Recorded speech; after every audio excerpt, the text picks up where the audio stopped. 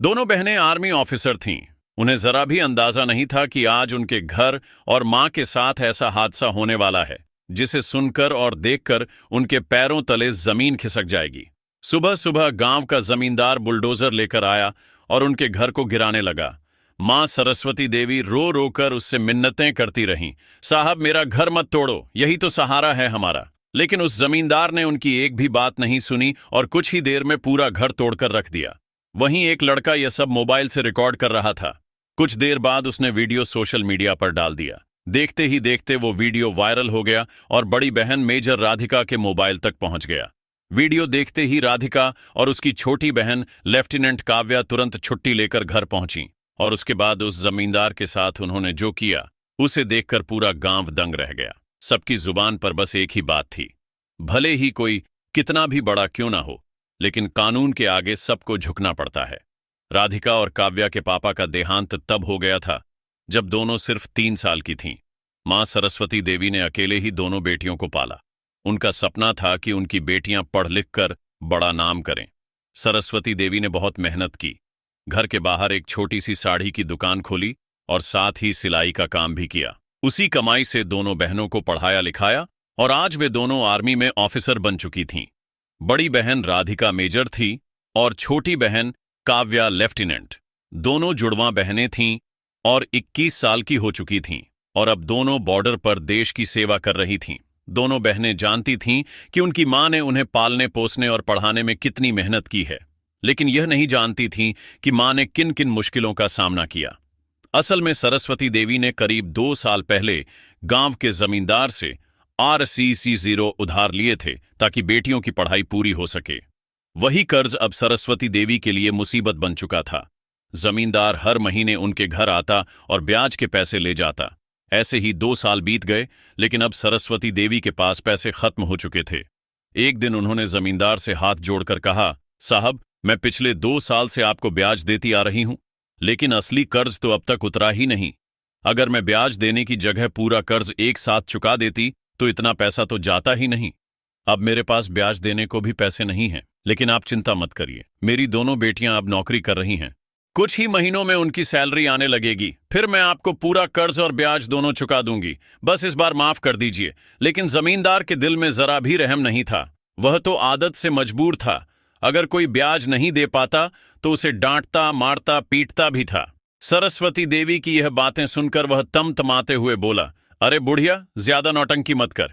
जब तूने पैसे लिए थे तब यही कहा था कि जल्दी चुका दूंगी और हर महीने ब्याज भी दूंगी। अब बोल रही है नहीं दूंगी। जल्दी पैसे निकाल, वरना अंजाम अच्छा नहीं होगा। सरस्वती देवी रोते हुए गिड़गिड़ाईं, साहब सच कह रही हूं, इस बार पैसे नहीं जुटा पाई, लेकिन अगले महीने मैं 2 महीने का ब्याज एक साथ दूंगी। प्लीज माफ कर दीजिए। जमींदार ने आंखें तरेड़ते हुए कहा, देख बुढ़िया, याद रखना, अगर अगले महीने पैसे नहीं दिए तो तेरा घर भी नहीं बचेगा। ये जमीन और घर सब मेरा हो जाएगा, समझ गई? इतना कहकर वह वहां से चला गया। सरस्वती देवी ने यह सब बातें अपनी बेटियों को कभी नहीं बताईं। वह चाहती थीं कि उनकी बेटियां बिना किसी टेंशन के नौकरी करें और अपनी जिंदगी में खुश रहें। वह नहीं चाहती थीं कि उनकी परेशानियां बेटियों तक पहुंचे। दिन बीतते गए। सरस्वती देवी बहुत कोशिश करती, लेकिन पैसे इकट्ठा नहीं कर पा रही थीं। 2 महीने बाद जमींदार फिर उनके घर आ धमका। उसने दरवाजा पीटते हुए कहा, ओ बुढ़िया, अब तो पूरे 2 महीने हो गए, जल्दी ब्याज के पैसे निकाल, वरना अभी तेरे घर का नामो निशान मिटा दूंगा। सरस्वती देवी हाथ जोड़कर बोली, साहब मैंने बहुत कोशिश की, लेकिन पूरे पैसे नहीं जुटा पाई। आधे पैसे हैं मेरे पास, कृपया इन्हें रख लीजिए, बाकी अगले महीने दे दूंगी। प्लीज मेरा घर मत तोड़िए, यही मेरी जिंदगी है। जमींदार गुर्राते हुए बोला, बुढ़िया, तूने कहा था 2 महीने का ब्याज एक साथ देगी, तभी तो मैं पिछले बार गया था। अब आधे पैसे से काम नहीं चलेगा, या तो पूरा पैसा दे, वरना तेरे घर पर बुलडोजर चलेगा।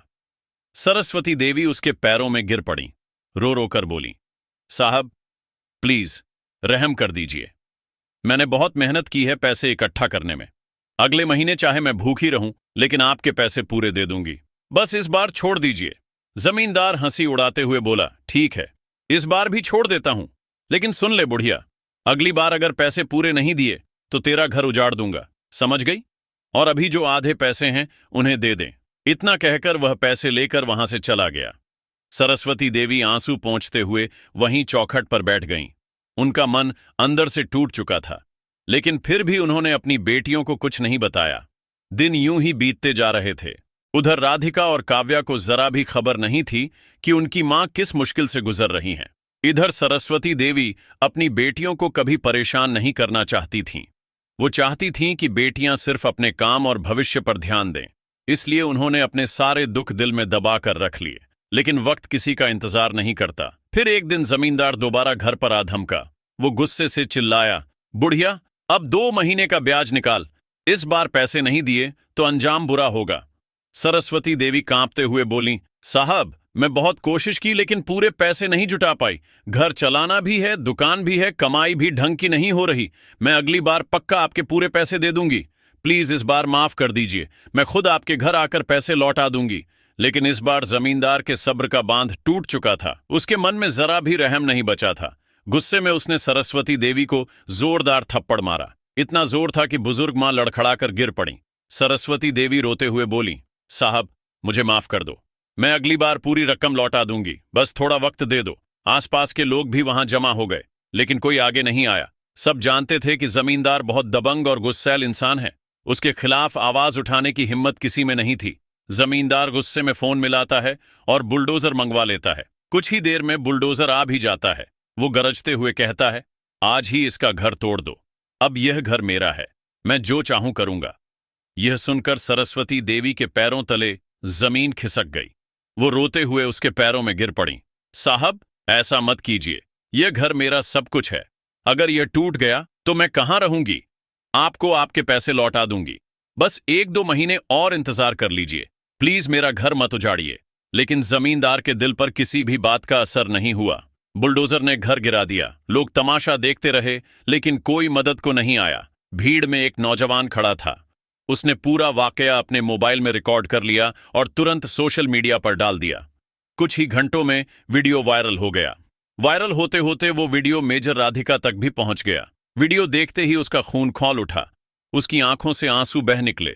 वो यकीन ही नहीं कर पा रही थी कि उनकी मां के साथ इतना बड़ा जुल्म हो गया और उन्हें खबर तक नहीं लगी। राधिका ने फौरन अपनी छोटी बहन काव्या को कॉल लगाया और सब कुछ बता दिया। दोनों ने उसी वक्त छुट्टी ली और घर के लिए निकल पड़ी। जब वे घर पहुंची तो घर उजड़ा हुआ खंडहर बन चुका था। दोनों बहनें दौड़कर अपनी मां को गले से लगा लेती हैं, रोते हुए कहती हैं, मां, आपने हमें क्यों नहीं बताया? हम होते तो यह सब कभी नहीं होने देते। अब हमारे पास रहने के लिए घर भी नहीं रहा। आपने यह सब अकेले कैसे सहा? सरस्वती देवी बस चुपचाप बेटियों को सीने से लगाए रहीं। थाने के बाहर ढलती शाम का वक्त था। गांव की गलियों में हल्की धूप सुनहरी परछाइयां बिखेर रही थीं। सरस्वती देवी अपनी दोनों बेटियों राधिका और काव्या के साथ थाने के बाहर खड़ी थीं।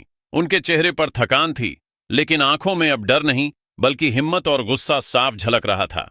राधिका ने मां का हाथ थामा और बोली, मां, अब आपको किसी से डरने की जरूरत नहीं। आज आपकी बेटियां आपके साथ हैं और हम आपकी इज्जत और हक के लिए लड़ेंगी। काव्या ने भी दृढ़ स्वर में कहा, हां मां, अब जमींदार को उसके की सजा जरूर मिलेगी। तीनों थाने में दाखिल हुईं। थानेदार कुर्सी पर बैठा डीले अंदाज में फाइलें देख रहा था। उसने नजर उठाई और बोला, हां, क्या चाहिए? राधिका आगे बढ़ी, हम रिपोर्ट लिखवाने आए हैं। जमींदार ने हमारी मां को सालों तक सूदखोरी में लूटा, धमकाया, मारपीट की और आखिर में बुलडोजर बुलाकर घर गिरा दिया। हमारे पास सबूत भी है। वीडियो सोशल मीडिया पर वायरल हो चुका है। थानेदार ने होंठ दबाते हुए कहा, देखिए, मामला जमींदार से जुड़ा है। वो गांव का बड़ा आदमी है। उसके खिलाफ जाना आसान नहीं, ऊपर से भी दबाव आ सकता है। काव्या तुरंत आगे बढ़ी। उसने अपना आईडी कार्ड टेबल पर रख दिया। मैं lieutenant Kavya Sharma, Indian army. Radhika ने भी अपना आईडी कार्ड दिखाया और सख्त आवाज में कहा, और मैं मेजर राधिका शर्मा। अब तुम्हें समझ आया कि हम कौन हैं। अगर तुरंत एफआईआर दर्ज नहीं की तो मामला सीधे एसपी और एसडीएम ऑफिस में जाएगा। तब तुम्हारी नौकरी भी बचाना मुश्किल होगा। थानेदार हक्का बक्का रह गया। जी मैडम, माफ कीजिए, मैंने पहचाना नहीं। मैं अभी रिपोर्ट दर्ज करता हूं। उसने तुरंत एफआईआर लिखी। धारा लगी, अवैध वसूली, सूदखोरी, मारपीट और धमकी, अवैध बुलडोजर कार्रवाई, बुजुर्ग महिला का उत्पीड़न। राधिका बोली, अब तुरंत जमींदार को अरेस्ट करो। थानेदार हिचकिचाया, जी, पर अभी शाम हो गई है। सुबह? काव्या ने सख्त आवाज में टोका, कोई सुबह नहीं। जब हमारी माँ का घर शाम को तोड़ा गया था तब तुम्हें वक्त याद नहीं आया। अब गिरफ्तारी भी अभी होगी। थानेदार मजबूर हो गया। सिपाही जीप तैयार करने लगे। राधिका और काव्या भी साथ बैठ गईं। शाम ढल रही थी। गांव की गलियों में हल्की धूप और अंधेरे का मिश्रण था। पुलिस जीप जमींदार की हवेली के सामने रुकी। उसके गुंडे दरवाजे पर खड़े थे। पुलिस को देखकर घबरा गए। थानेदार बोला, दरवाजा खोलो, हमें जमींदार से मिलना है। अंदर से जमींदार की भारी आवाज आई, कौन है? इस वक्त क्यों हल्ला मचा रखा है? दरवाजा खुला। पुलिस हवेली में घुसी। जमींदार ने पुलिस और राधिका काव्या को देखा तो ठहाका मारकर बोला, वाह, ये तो मजा आ गया। इतने सालों में किसी ने मुझे गिरफ्तार करने की हिम्मत नहीं की। देखते हैं कौन मेरा कुछ बिगाड़ता है। गांव में मेरा ही राज चलता है। राधिका उसकी आंखों में आंख डालकर बोली, तेरा राज अब खत्म हो चुका है। तूने मेरी मां को रुलाया, उनका घर उजाड़ा और गांव वालों का खून चूसा। अब तुझे तेरे गुनाह की सजा मिलेगी। जमींदार तमातमाया, अरे, फौज की 2 बेटियां आ गईं तो क्या बिगाड़ लेंगी मेरा? पुलिस भी मेरी जेब में है। काव्या गर्जी, तेरी जेब अब खाली हो जाएगी क्योंकि आज से कानून बोलेगा। थानेदार ने आदेश दिया, हथकड़ी डालो। सिपाहियों ने तुरंत जमींदार को हथकड़ी लगा दी। गांव के लोग जमा हो गए। सब हैरान थे। पहली बार जमींदार को बेबस देखा। भीड़ में से औरतें फुसफुसाईं, देखो, जिसने सालों हमें डरा कर रखा, आज वह हथकड़ी में है। अगले दिन दोपहर मामला एसडीएम ऑफिस पहुंचा। जमींदार पुलिस की निगरानी में लाया गया। गांव के दर्जनों लोग वहां इकट्ठे हुए। एसडीएम ने पूछा, बताइए पूरी बात और सबूत पेश कीजिए। राधिका ने मोबाइल में वायरल वीडियो दिखाया। वीडियो देखकर एसडीएम गंभीर हो गए। ये तो साफ अपराध है। गांव के लोग गवाही देने लगे। एक बुजुर्ग बोला, साहब, इसने हमारी जमीनें ब्याज के नाम पर हड़प लीं। एक औरत बोली, मेरे पति को मारा था, जब पैसे लौटाने में देरी हुई। एसडीएम ने आदेश दिया, जमींदार की संपत्ति की जांच होगी, अकाउंट्स सील होंगे और इसे न्यायिक हिरासत में भेजा जाएगा। जांच में खुलासा हुआ कि जमींदार ने पिछले 15 सालों में सैकड़ों गरीबों को लूटकर उनकी जमीनें हथियाई थीं। जिला कोर्ट में केस चला। राधिका और काव्या ने मां के साथ खड़े होकर बयान दिया। राधिका बोली, माननीय न्यायालय, इसने न सिर्फ हमारी मां बल्कि पूरे गांव के गरीब परिवारों का शोषण किया है। अब इंसाफ होना चाहिए। कई गांव वाले भी गवाही देने आए। कोर्ट ने सख्त फैसला सुनाया। जमींदार को 10 साल की सजा, उसकी अवैध संपत्ति जब्त, पीड़ित परिवारों को मुआवजा, गांव में सूदखोरी पर रोक। गांव खुशी से झूम उठा। लोगों ने कहा, अब हमें कोई नहीं दबा पाएगा। सरस्वती देवी की आंखों में आंसू थे, लेकिन इस बार खुशी के। उन्होंने बेटियों को गले लगाया। तुम दोनों मेरी असली ताकत हो। अगर तुम ना होती तो मैं अकेली यह लड़ाई कभी नहीं लड़ पाती। राधिका बोली, नहीं मां, यह आपकी हिम्मत थी जिसने हमें ताकत दी। काव्या मुस्कुराई, और अब कोई भी गरीब हमारी तरह पीड़ित नहीं होगा। गांव की औरतें बोलीं, ये मां बेटियां हमारी प्रेरणा हैं। उस दिन के बाद गांव में डर नहीं, बराबरी और हिम्मत का माहौल बस गया। सरस्वती देवी अपनी बेटियों को देखकर सोचती, सच है, बेटियां भगवान का सबसे बड़ा वरदान होती हैं। लेकिन कहानी यहीं खत्म नहीं हुई। राधिका और काव्या ने ठान लिया कि वे गांव में सूदखोरी और शोषण की जड़ें खत्म करेंगी। उन्होंने गांव वालों को एकजुट करना शुरू किया। एक समिति बनाई जिसमें महिलाओं और बुजुर्गों को शामिल किया गया। इस समिति का मकसद था गांव के गरीबों को छोटे छोटे कर्ज बिना ब्याज के देना और उनकी आर्थिक मदद करना। राधिका ने अपनी सैलरी का एक हिस्सा इस समिति के लिए दान किया और काव्या ने स्थानीय स्कूलों में बच्चों को मुफ्त शिक्षा देने का इंतजाम शुरू किया। सरस्वती देवी ने भी अपनी सिलाई की दुकान को फिर से शुरू किया और गांव की औरतों को सिलाई सिखाने का काम शुरू किया ताकि वे आत्मनिर्भर बन सकें। लेकिन जमींदार की हवेली से कुछ और राज खुलने बाकी थे। एक दिन पुलिस को जमींदार के घर से कुछ कागजात मिले जिनमें कई बड़े अधिकारियों और नेताओं के नाम थे। यह खुलासा होने लगा कि जमींदार अकेला नहीं था। उसके पीछे एक बड़ा नेटवर्क था जो गांव की जमीनों को हड़पने और सूदखोरी को बढ़ावा देने में शामिल था। राधिका और काव्या को अब एक नई जंग का सामना करना था। क्या वे इस नेटवर्क को तोड़ पाएंगी? क्या गांव को पूरी तरह आजाद करा पाएंगी? यह सवाल अब हर गांव वाले के मन में था। राधिका और काव्या ने गांव में बदलाव की शुरुआत तो कर दी थी, लेकिन जमींदार के घर से मिले कागजातों ने एक नया तूफान खड़ा कर दिया। उन कागजातों में न सिर्फ गांव के जमींदार बल्कि जिले के कुछ बड़े अधिकारियों, नेताओं और बैंकरों के नाम थे। ये लोग मिलकर एक ऐसा जाल बुन रहे थे जो सालों से गरीब किसानों और मजदूरों की जमीनें हड़प रहा था। सूदखोरी के इस नेटवर्क ने न जाने कितने परिवारों को बर्बाद कर दिया था। राधिका और काव्या को समझ आ गया कि जमींदार तो सिर्फ एक मोहरा था, असली खेल तो ऊपर के लोग खेल रहे थे। दोनों बहनें अब और सतर्क हो गईं। राधिका ने अपनी सैन्य प्रशिक्षण की रणनीति का इस्तेमाल शुरू किया। उसने सबसे पहले पुलिस को उन कागजातों की कॉपी सौंपने से पहले उनकी डिजिटल कॉपी बनाई और सुरक्षित रखी।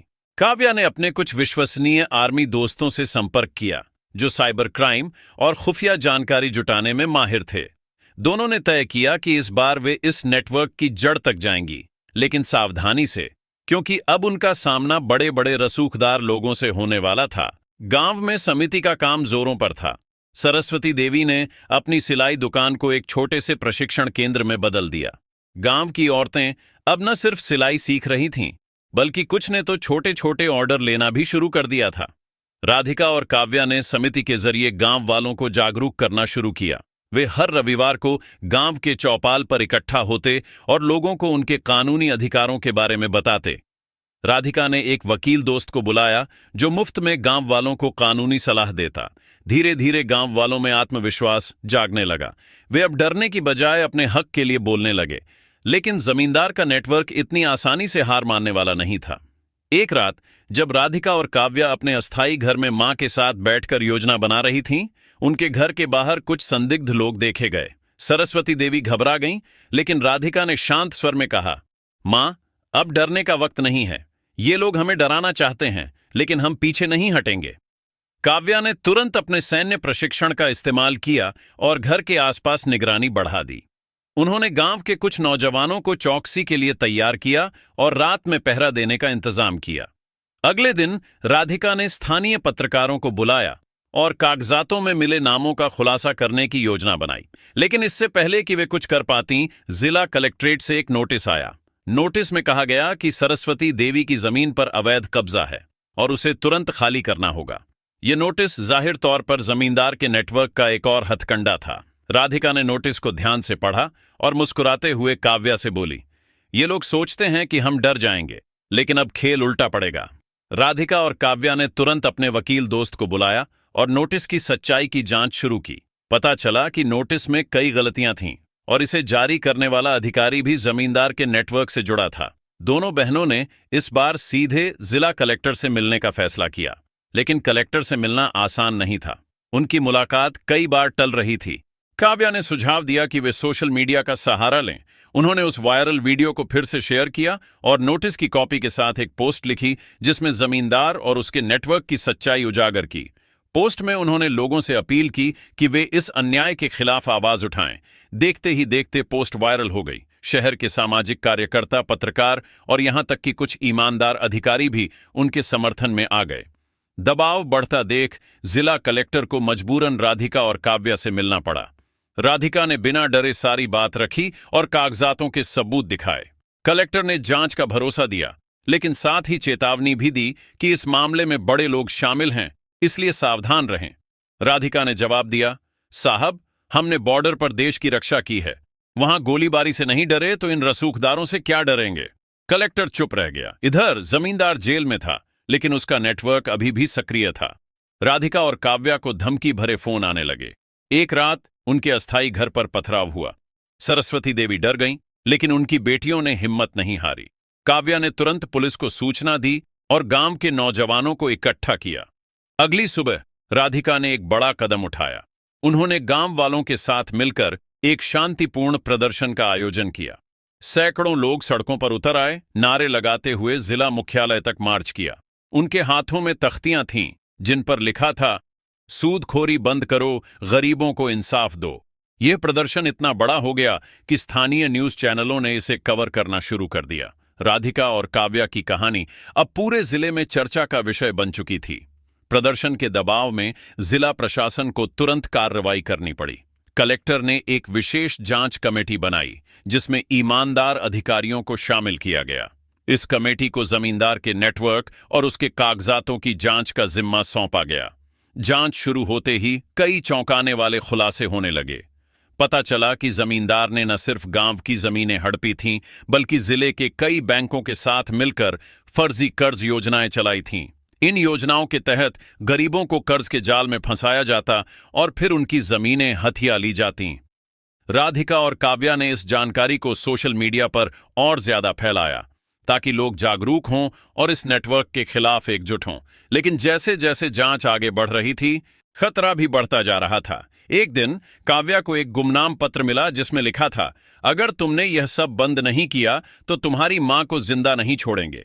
यह पत्र पढ़कर सरस्वती देवी घबरा गईं, लेकिन राधिका ने उन्हें ढांढस बंधाया। मां, ये लोग अब बौखला गए हैं, इसका मतलब है कि हम सही रास्ते पर हैं, अब पीछे हटने का सवाल ही नहीं। काव्या ने अपने साइबर क्राइम दोस्तों से उस पत्र की जांच शुरू करवाई। जल्द ही पता चला कि पत्र जमींदार के एक करीबी गुंडे ने भेजा था, जो अब जेल से बाहर था। राधिका और काव्या ने अब एक और बड़ा कदम उठाने का फैसला किया। उन्होंने अपने आर्मी मुख्यालय से संपर्क किया और इस मामले को राष्ट्रीय स्तर पर उठाने की तैयारी शुरू की। उनके एक सीनियर ऑफिसर कर्नल राठौर ने उनकी हिम्मत की तारीफ की और वादा किया कि वे इस मामले को गृह मंत्रालय तक ले जाएंगे। उधर गांव में समिति का काम और तेज हो गया। औरतें अब न सिर्फ सिलाई सीख रही थीं, बल्कि कुछ ने छोटे छोटे व्यवसाय शुरू किए। गांव के नौजवानों ने भी एक कोऑपरेटिव बैंक की स्थापना की योजना बनाई ताकि गरीबों को बिना ब्याज के कर्ज मिल सके। लेकिन असली जंग अब भी बाकी थी। जमींदार का नेटवर्क इतना बड़ा था कि उसमें कई प्रभावशाली लोग शामिल थे। एक रात जब राधिका और काव्या गांव के चौपाल पर मीटिंग कर रही थीं, अचानक कुछ गुंडे वहां पहुंच गए। उनके हाथों में हथियार थे और वे चिल्ला रहे थे, ये सब बंद करो वरना अंजाम बुरा होगा। गांव वालों में दहशत फैल गई, लेकिन राधिका और काव्या ने हिम्मत नहीं हारी। राधिका ने अपनी बंदूक निकाली और सख्त आवाज में कहा, एक कदम आगे बढ़े तो गोली मार दूंगी। हम आर्मी ऑफिसर हैं, तुम्हारी धमकियां हमें नहीं डरा सकती। काव्या ने तुरंत पुलिस को फोन किया और गांव के नौजवानों को इकट्ठा किया। गुंडे भाग खड़े हुए, लेकिन यह साफ था कि खतरा अभी टला नहीं था। अगले दिन जांच कमेटी ने एक बड़ा खुलासा किया। जमींदार के नेटवर्क में शामिल एक बड़े बैंक मैनेजर को गिरफ्तार किया गया। उसने कबूल किया कि वह फर्जी कर्ज दस्तावेज बनाता था और जमींदार को जमीनें हथियाने में मदद करता था। इस खुलासे ने पूरे जिले में हड़कंप मचा दिया। अब सवाल यह था कि क्या राधिका और काव्या इस नेटवर्क के बाकी लोगों को भी बेनकाब कर पाएंगी? क्या वे गांव को पूरी तरह से सूदखोरी और शोषण से मुक्त कर पाएंगी? और सबसे बड़ा सवाल, क्या सरस्वती देवी और उनकी बेटियां इस जंग में सुरक्षित रह पाएंगी? गांव वाले अब उनकी हिम्मत को सलाम करते थे, लेकिन हर किसी के मन में एक डर भी था कि यह लड़ाई अभी और कितनी बड़ी होने वाली थी। राधिका और काव्या की लड़ाई अब सिर्फ उनके परिवार या गांव तक सीमित नहीं थी। ये एक ऐसी जंग बन चुकी थी जो पूरे जिले में शोषण और सूदखोरी के खिलाफ आवाज बन गई थी। जमींदार के नेटवर्क में शामिल बैंक मैनेजर की गिरफ्तारी के बाद जांच कमेटी ने अपनी रफ्तार और तेज कर दी। राधिका और काव्या ने अपने सैन्य प्रशिक्षण और रणनीति का पूरा इस्तेमाल किया। उन्होंने अपने सीनियर ऑफिसर कर्नल राठौर के जरिए गृह मंत्रालय तक बात पहुंचाई। इस मामले ने अब राष्ट्रीय स्तर पर ध्यान खींच लिया था। जांच कमेटी ने जमींदार के कागजातों की गहराई से पड़ताल शुरू की। हर दिन नए खुलासे हो रहे थे। पता चला कि जमींदार का नेटवर्क सिर्फ उनके गांव तक नहीं, बल्कि पूरे जिले और आसपास के इलाकों तक फैला हुआ था। कई स्थानीय नेता, पुलिस अधिकारी और बड़े बिजनेसमैन इस रैकेट में शामिल थे। इन लोगों ने मिलकर एक ऐसा सिस्टम बनाया था जिसमें गरीबों को कर्ज के जाल में फंसाया जाता, उनकी जमीनें हड़पी जाती और फिर ब्याज के नाम पर उनसे उम्र भर वसूली की जाती। राधिका और काव्या ने इन खुलासों को सोशल मीडिया और स्थानीय पत्रकारों के जरिए जनता तक पहुंचाया। उनकी पोस्ट्स और वायरल वीडियो ने लोगों में जागरूकता फैलाई और सरकार पर दबाव बनाया। इधर गांव में सरस्वती देवी की सिलाई दुकान अब एक छोटा सा सहकारी केंद्र बन चुकी थी। गांव की औरतें न सिर्फ सिलाई सीख रही थीं, बल्कि कुछ ने अपने छोटे छोटे व्यवसाय शुरू किए। समिति के जरिए गांव वालों को बिना ब्याज के कर्ज मिलने लगा, जिससे उनकी आर्थिक स्थिति सुधरने लगी। राधिका और काव्या ने गांव के स्कूल में मुफ्त शिक्षा और जागरूकता कार्यक्रम शुरू किए, ताकि अगली पीढ़ी को अपने अधिकारों की जानकारी हो और वे शोषण का शिकार न बने। गांव के नौजवानों ने कोऑपरेटिव बैंक की स्थापना को और मजबूत किया, जिससे अब गांव वाले बाहरी साहूकारों पर निर्भर नहीं थे। लेकिन खतरा अभी पूरी तरह टला नहीं था। जमींदार के नेटवर्क के कुछ लोग अब भी सक्रिय थे। राधिका और काव्या को धमकियां मिल रही थीं। एक रात जब वे समिति की मीटिंग के बाद घर लौट रही थीं, उनकी गाड़ी पर हमला हुआ। कुछ गुंडों ने उनकी गाड़ी को रोकने की कोशिश की, लेकिन राधिका और काव्या ने अपनी सैन्य ट्रेनिंग का इस्तेमाल किया। राधिका ने अपनी बंदूक निकाली और हवा में गोली चलाकर गुंडों को भगाया। काव्या ने तुरंत पुलिस और अपने आर्मी दोस्तों को सूचना दी।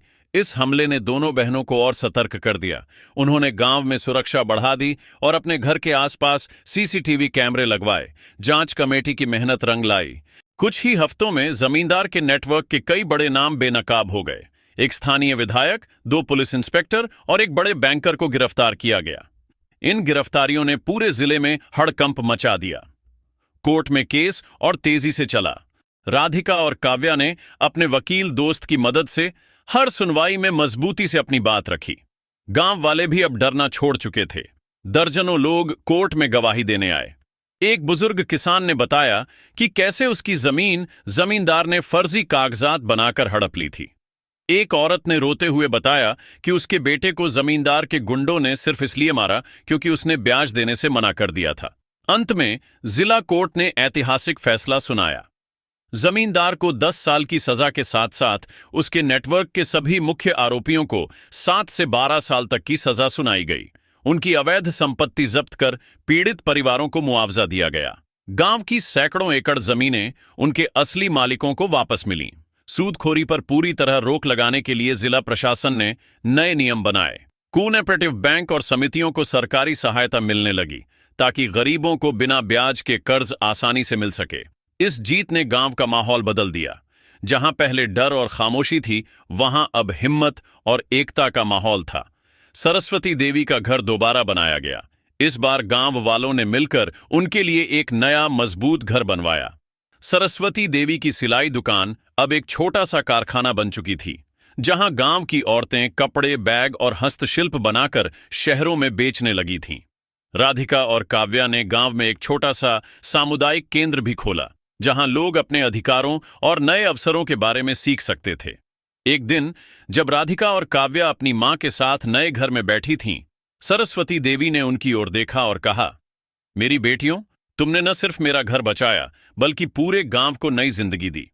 मैंने तुम्हें बड़ा करने का सपना देखा था, लेकिन तुमने तो उससे भी बड़ा काम कर दिखाया। राधिका ने मां का हाथ थामा और बोली, मां, ये सब आपकी हिम्मत और मेहनत का नतीजा है। आपने हमें जिंदगी दी और हमने सिर्फ आपका हक वापस लिया। काव्या ने मुस्कुराते हुए कहा, और अब कोई भी इस गांव में किसी गरीब को दबाने की हिम्मत नहीं करेगा।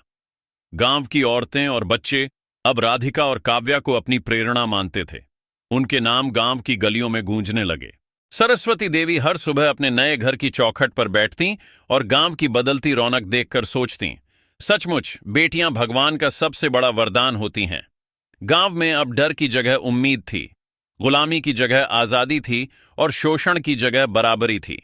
राधिका और काव्या की कहानी न सिर्फ उनके गांव बल्कि पूरे जिले के लिए एक मिसाल बन गई। लोग कहते, जब हिम्मत और सच साथ हों तो कोई भी जुल्म ज्यादा दिन नहीं टिक सकता।